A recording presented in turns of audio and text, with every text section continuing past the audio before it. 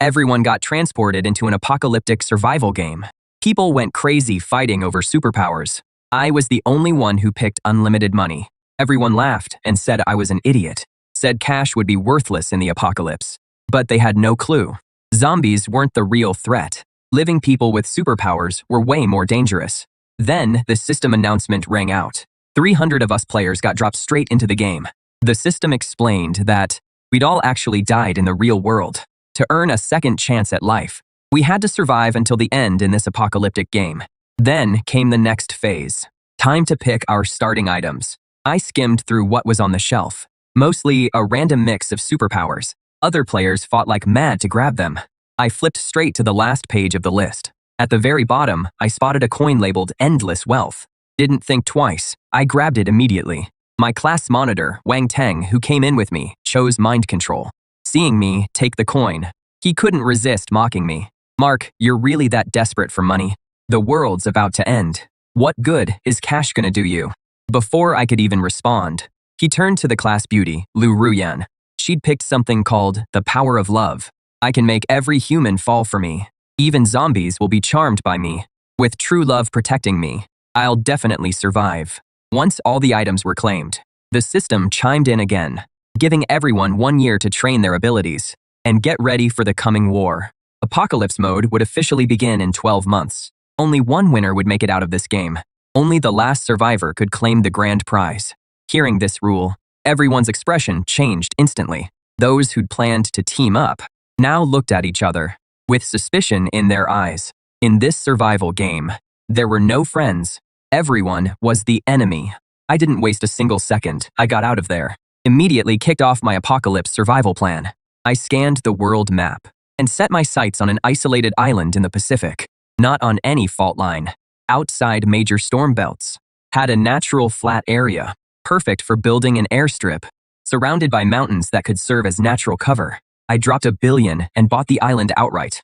I casually named it Future Island and claimed I was developing it for tourism. I bought 10 massive cruise ships in one go, signed construction contracts with those NPCs, and shipped all the heavy machinery and building materials to the island. I had the NPC executives sign strict NDAs. Even they don't know where Future Island actually is. Once the cruise ships reached Future Island, the workers started building a makeshift airstrip. Then, I chartered 100 planes to fly in construction workers from all over. Those workers busted their asses day and night to keep Future Island off the grid. I bought signal jammers in advance and confiscated all the workers' phones. I built 10 ultra-reinforced fortresses on the island. All materials were top-grade, highest standard, built to withstand magnitude 12 earthquakes. The exterior of each fortress was camouflaged. Satellites can't pick up anything from above.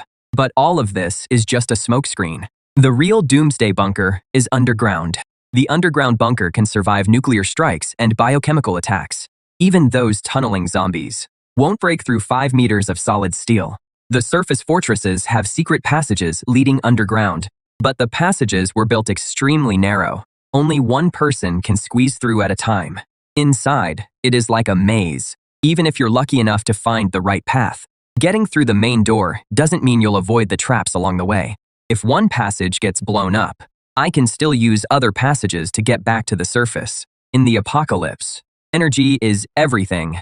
To solve the power supply problem, I installed wind turbines on the island, plus tidal and nuclear power generators. Water was easy to handle too. I set up rainwater collectors and seawater desalination systems. Even dug up groundwater purification equipment that can process contaminated apocalypse water into drinkable quality, plus instant high-temperature sterilization, instant low-temperature sterilization, ultraviolet sterilization, and chemical sterilization equipment.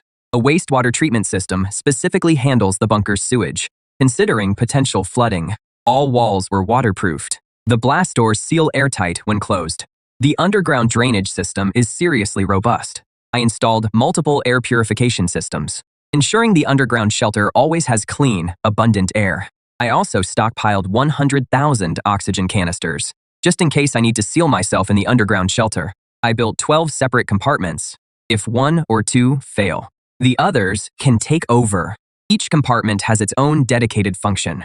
3 of them use the latest automated farming technology. capable of growing vegetables, raising fish, and keeping chickens. I stockpiled enough supplies in 2 warehouses to last me 10 years. Medicine, food, and water. Whenever the NPCs got suspicious about my construction, I just throw money at them and tips to keep their mouths shut. Then I went to Eagleland and bought heavy weaponry, including mobile combat robots and reconnaissance drones.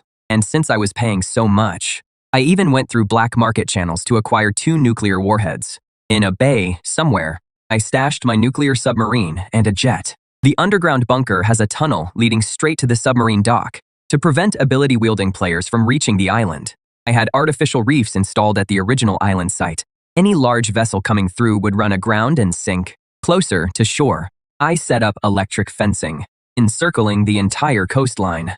And, in the surrounding waters, I planted explosives everywhere.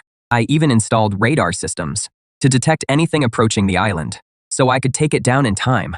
I erected a massive electric grid in the sky to keep infected birds from landing on the island. In just 1 year, the island's defenses were fully operational. Of course, to throw off my enemies. I also made a big show of developing tourism sites around the world, so those players wouldn't catch on. Those resorts were actually backup locations. I could fly there without refueling. After sending off the last batch of NPCs, I was the only one left on the island. I bought out a space exploration company and took control of over 6,000 satellites in orbit just to keep my internet connection alive. During that year, I acquired airlines and shipping companies worldwide. Then, in the final week, I ordered all planes and ships destroyed. The whole world knew the richest man had destroyed long-distance transportation. The NPCs all thought he'd lost his mind. Only the players understood. This global tycoon was also their competition. A notification popped up in the player's chat interface. Wang Tang asked me, "Mark, that global tycoon is you, right?" He was the only one who saw me pick Infinite Wealth. But I ignored him completely. 1 week later, the apocalypse arrived. The players who'd maxed out their abilities were ready for action. 300 player names and IDs appeared on the public screen. I was number 99. Wang Teng was number 100. Liu Yanren was number 101. Attention, the apocalypse has begun. This game will keep running until only 1 player is left. Nobody expected the apocalypse to kick off with a worldwide downpour. Days of nonstop rain triggered massive flooding. Future Island got hit too. But the island was so small. The clouds moved on after 2 days. I didn't even have time to hole up in my underground bunker. Those ability users were all caught off guard. They'd arrived in this world broke too. All year they'd been training their powers while hustling to make money. The struggle goes without saying. The supplies they'd stockpiled were pathetic. Only a few players who'd used their powers for crime managed to land a villa. They built a shelter in the basement. The flood hit the basement first. All their supplies were ruined. The entire villa was swallowed by the flood. Some players had built shelters in underground garages. Those flooded out completely too. High-floor shelters were safe for now. But the rain wouldn't let up. The underground players' already meager supplies slowly ran dry. Everyone started freaking out. Meanwhile, I was munching on snacks and watching a live stream. The streamer was hiding behind the curtains, secretly filming the building across the street. A player was using fire powers to raid for supplies. Bro, this isn't special effects. Not cosplay, either. This is a real ability user. He used to be a security guard in our complex. Now he is burning through doors. This is his 10th robbery. The chat was blowing up. So ability users are actually real. Does that mean the apocalypse is here? Streamer, watch out. Once he is done with that building, he'll hit yours next. Is firepower reliable? Firepower, the player tipped off the NPCs. A swarm of SWAT officers rolled into the complex in rescue boats. They surrounded the building with guns drawn. The streamer's hands were shaking with excitement. Guys, this is my first time seeing a gunfight. This guard's fire is insane. He melted the steel gate in seconds. The SWAT team stormed the building. The gunfire was intense. Suddenly, a figure flew out from the rooftop and plunged straight into the flood. Not long after, I saw that player's name go gray on the global chat. That meant the player was dead. Right then, in the chat window, Wang Tang hit me up again. Mark, let's team up. Look, we're old classmates. Our numbers are right next to each other. If we team up, we'll definitely make it to the end. He shamelessly kept sending me video requests, but I kept ignoring him. If I teamed up with him and we were the last 2 left, he'd use mind control to kill me and win alone. Did he underestimate my intelligence? Or overestimate his own? Water and power were cut, food was running out. 3 months of floods crushed the NPC's hope. Finally, someone couldn't take it anymore. They started taking desperate risks, looting and burning everywhere. Players mixed in with the crowd, searching for a way to survive. But abilities couldn't stay hidden. It caught the attention of the higher-ups. They issued a direct order to capture ability users. Anyone caught was sent to research facilities. Within a month, 30 players were posted on the public screen. Suddenly, players were like startled birds, everyone on edge. Meanwhile, I was living in a completely different world, checking on my vegetables now and then, gaming in my mansion, swimming in my pool. Future Island was basically paradise. I was living the good life. But good times don't last. I finally got sold out. Someone anonymously posted on the world chat, Player 99 is the world's richest person.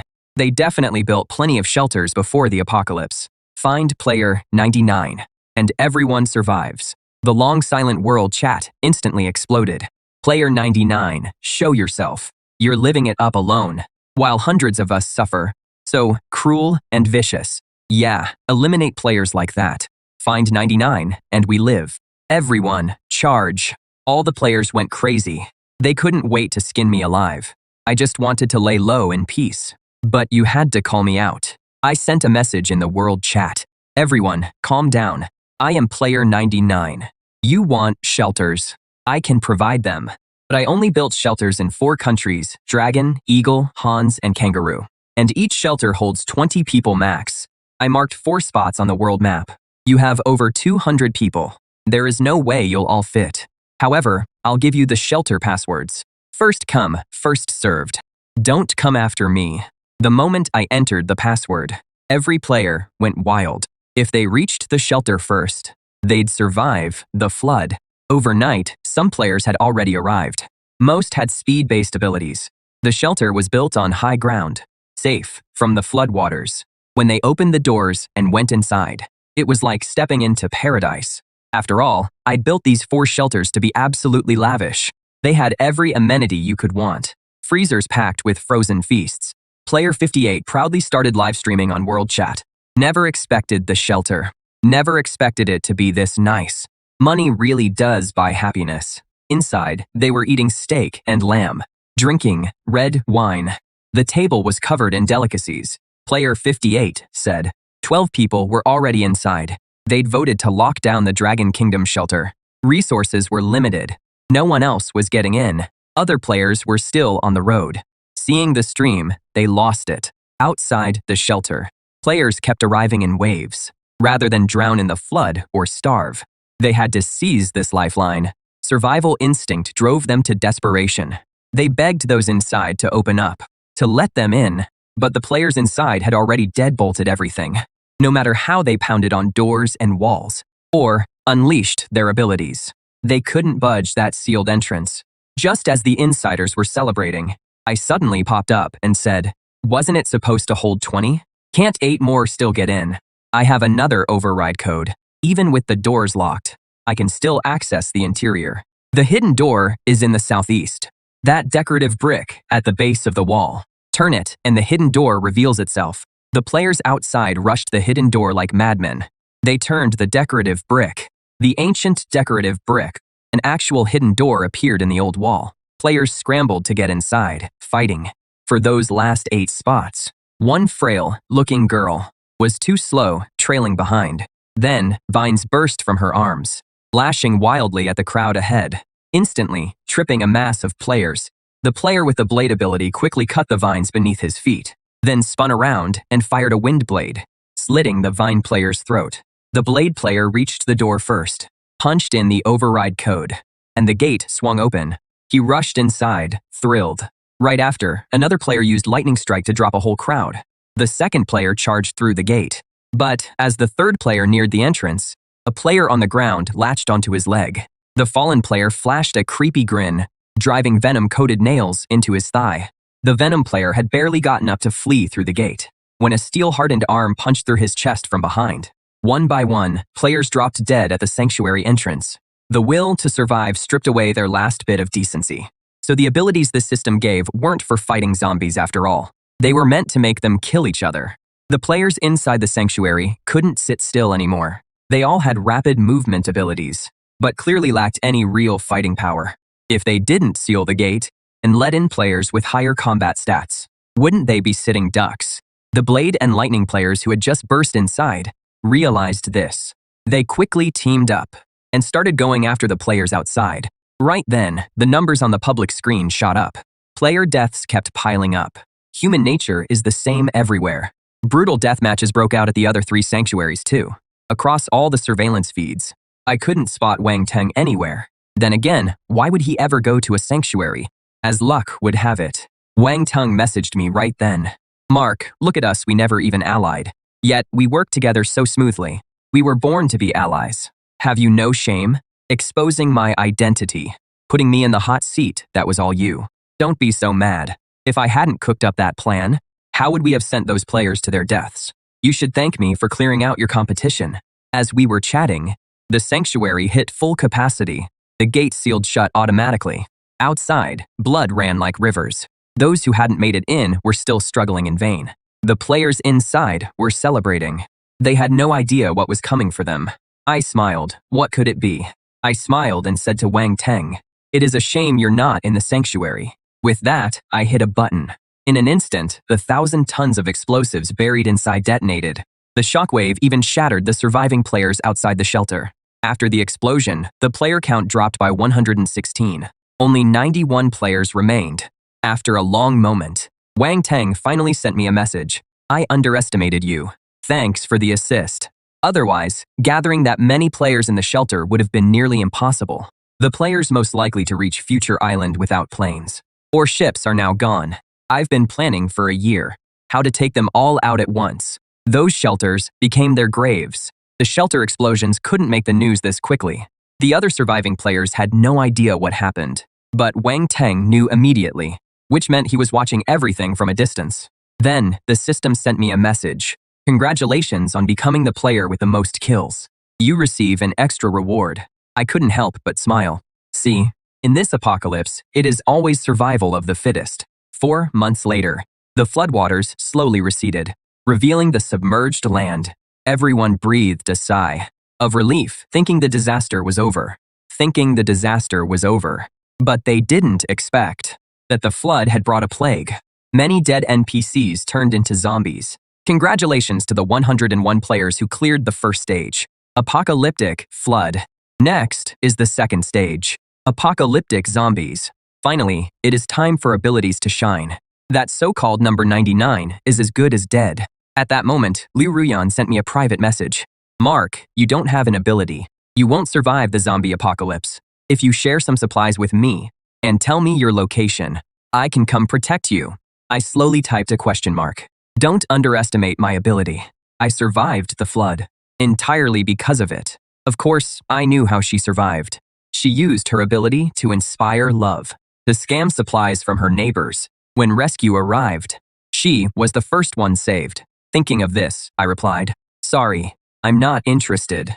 Besides, Liu Ruyan knowing I'm the richest man was clearly no coincidence. The zombie virus erupted across every continent. Because I destroyed the planes and ships in advance, cutting off transmission routes to Pacific Island nations and Antarctica. The transmission routes were severed. Basic zombies weren't hard to deal with, but the virus spread way too fast. After spreading repeatedly, mutations started showing up, exactly as I predicted. Smart zombies and ones with powers started appearing quietly. As long as a zombie ate an ability user's flesh, it could get their powers. Players realized they'd die without alliances, so they started banding together and building bases to hold off zombie attacks. But the bases didn't just fight zombies. They fought each other too, battling over supplies and lives. Facing the zombie virus, I had to put up steel nets in the ocean to keep infected fish from reaching Future Island. Electric grids went up overhead too, stopping birds from landing. The sunlight seemed kind of dim. On rainy days, I'd hole up in my underground bunker. Only after machine testing confirmed the rain was clean would I risk coming out. That was the biggest way the zombie virus affected me. Land-based networks had crashed long ago. NPCs could only use radio to send messages. But I didn't mess with that old junk. Thousands of satellites overhead let me watch Earth in real time. Just like I figured. Birds would carry the virus. When the virus hit vulnerable island nations, the whole island instantly turned into a living hell. Player numbers. Players kept dropping one by one. This time, down to 30. But right then, a mutated bird zombie had just flown over Future Island's waters. When it hit the electric grid, instantly fried to a crisp by the high voltage. But one feather slipped through, drifting down through a gap in the grid. Before it hit the ground, a robotic dog blasted it with a fire jet, burning it to ash. That bird must have flown from other Pacific islands. From that day on, huge flocks of birds passed over Future Island every day. The electric grid was covered in bird carcasses. Robots were swamped patrolling the whole island, torching bird bodies and clearing the grid. If even Future Island was this bad, you can imagine how rough things were elsewhere. I quit taking daily beach walks and moved into the underground bunker for good. Today's New Year's, but nobody in the world feels like celebrating. Except me. I was eating my New Year's dinner while watching the last Spring Festival gala before the apocalypse hit. I thought about my family from before, but now I was the only one left. It was hard not to feel empty inside. I had to go back. I had to be the last one standing. I snapped a photo of my New Year's Eve dinner and sent it to Wang Teng. A minute later, Wang Teng posted my photo on the world chat. I could just picture the players losing their minds. Angry comments came flooding in. Player 99's living pretty well. Damn it, we can't even get a hot meal. And he has got a full spread. Don't get too cocky. If I find you, I'll kill you. I couldn't care less. I'll be waiting. If you can find me. I opened my computer and pulled up the profiles of 30 players I'd gathered. They had no idea that before the apocalypse, I'd already had eyes everywhere. My mercenaries had tracked down players scattered across the globe and kept them under long-term surveillance. I knew every player's abilities and weaknesses. After the apocalypse hit, my mercenaries survived on the supplies I'd stockpiled. They kept working for me, and I unlocked new supplies for them. Money makes the world go round.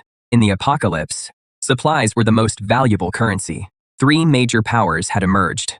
First was the military.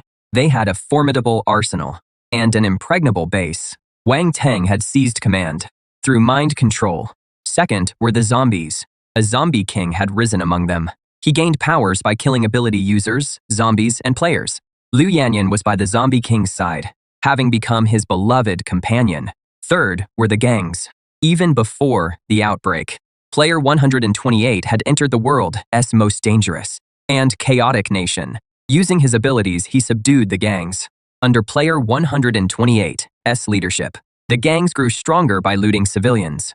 The remaining 26 players had all joined one of these 3 factions. Player 128 could manipulate gravity, an extremely powerful ability. In one-on-one combat, no player could take him down.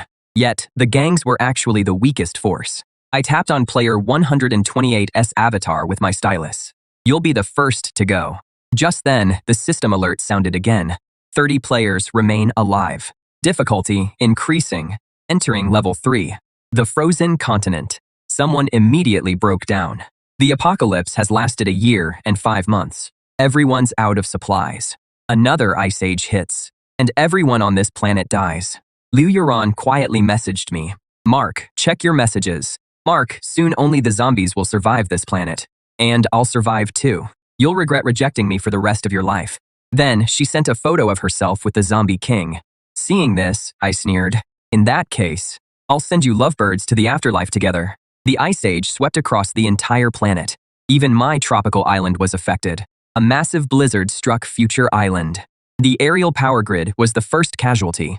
Wind and tidal power plants took heavy damage too. Fortunately, the underground fortress's backup nuclear plant was still running. The gangs cracked first. They'd looted most of the civilians' resources. Internal tensions escalated. Conflicts erupted constantly. Awakened players died one after another. I privately messaged Player 128 through the World Channel. How about we team up? I've buried supplies all over your territory. Get your hands on them, and you'll survive. Player 128 replied shortly after. What do you want? Why should I trust you? I want you to take down the zombie king. My scientist team developed a zombie cure. Just spray it on them, and they vanish. But as you know, my combat stat is 0. After thinking it through, Of 30 awakened, you're the strongest. Only you can pull this off. We humans fear the cold. Zombies don't. The longer this drags on, the better their odds. No matter how many supplies I have, they'll run out eventually. Then, player 101 beside the Zombie King becomes the final winner. The Zombie King's too powerful. Without the cure, no awakened player can kill him. I have the cure. You have powers. Let's team up and take out the zombies. To earn 128 trust, I sent mercenaries to deliver a zombie cure, along with a batch of supplies. The gang used that cure on a zombie. The zombie dissolved into a pool of blood, screaming in agony. The virus they carried was purified as well. 128 was tempted. If only he and I remained in this world. Killing me would be effortless for him. To him, I was the weakest player. Allying with me was undoubtedly his best option. One night, hundreds of drones carrying the cure flew toward the horde. The Zombie King was asleep with Lu Ruyan in his arms. His keen hearing immediately detected something wrong. He got out of bed at once, not forgetting to tuck Lu Ruyan in. Massive amounts of cure mixed with snow fell from the sky. Mixed with snow, it poured down everywhere. The zombies exposed to the cure screamed in pain. One after another, they dissolved into blood. The Zombie King flew into a rage. He leaped down. Beams of light shot from his palms, shattering the drones. 128 led the players charging in. He activated his gravity power, pinning the Zombie King firmly to the ground. The powerful Zombie King couldn't even lift his wrist. Several players rushed at him. A roar erupted from the Zombie King's throat. Zombies hiding in the shadows pounced on the players like monkeys. 128 unleashed his power again. Tall buildings were torn apart by gravity and collapsed. Boulders crashed down on those zombies. The Zombie King was buried along with them. 128 broke into a victorious grin. These boulders were enough to crush the Zombie King to pieces. Lu Ruyan stood on the balcony. Covering her face, she let out a scream. 128 flicked his finger. The terrace beneath Lu Ruyan's feet collapsed. She fell from the height. A fall from that height meant certain death. At the critical moment, the Zombie King burst from the rubble, catching Lu Ruyan. At the same time, one of his hands. At the same time, countless threads sprayed from one hand, binding 128. 128's face turned pale with shock. He never knew the Zombie King had this move. The Zombie King gave a gentle pull. 128's body instantly shattered. But the Zombie King didn't anticipate that 128's body was loaded with cure. The packets released and engulfed him. Lu Ruyan screamed, watching helplessly as the Zombie King melted into pools of blood. She was scared out of her wits. This place was literally hell. She ran for her life, but soon fell through the ice. This time, no one would save her. A power dependent on someone else's love was ultimately too weak to cut it. 12 more players went gray on the world chat. I crossed their numbers off one by one in my notebook. When I got to number 128, his weakness was written next to it. Universal gravitation. Can't control objects with extremely low mass, like the Zombie King's silk threads. I like to use information gaps to fight battles I can't lose. At this point, I only had one opponent left. Wang Teng, who controlled the military. He couldn't wait to end this game. He called me out on the world chat. This game has always been for smart people. Mark, you've done well to get this far. But every game has a loser. Kill yourself now, and I'll spare you the torture. I've always known you had mercenaries, but they're no match for the military. You've just got some dirty money. But I've got missiles, aircraft carriers, military aircraft. Hide wherever you want. I'll find you. And I flipped him off in the chat. Wang Teng's mind control was powerful, but had one fatal flaw. He had to use his power face to face. As long as I stayed in my underground bunker, he couldn't touch me with his power. But I didn't see this coming. He fired missiles straight at Future Island. Multiple missiles rained down on Future Island. A long while later, I still hadn't gone offline.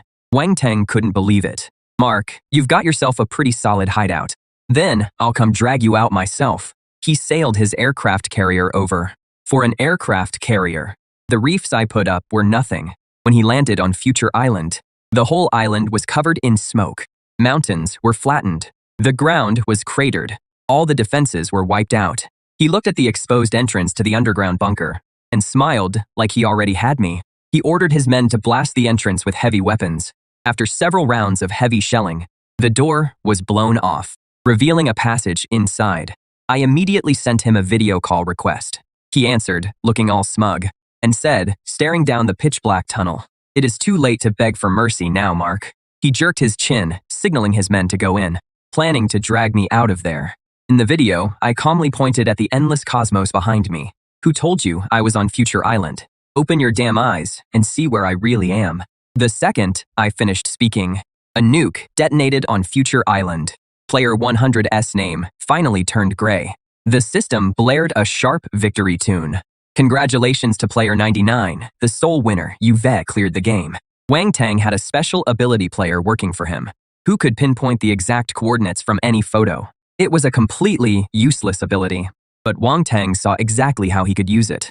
He'd sent me countless video requests, trying to screenshot and track my location. But I never picked up. Later, I sent him a photo on New Year's Eve. He secretly called me an idiot, happily tracked my location, and waited for both the gangs and the Zombie King to be wiped out, so he could swoop in and take everything, and decided to blow me up. But how could I not know what players he had? That photo was deliberately leaked to him, to lure him to Future Island. After sending the photo, I got off Future Island. The reward the system gave me was one chance to teleport anywhere instantly. With all my supplies, just like that, I got teleported to a space station, but the system didn't give me a way back to Earth. I couldn't use this reward until the very end.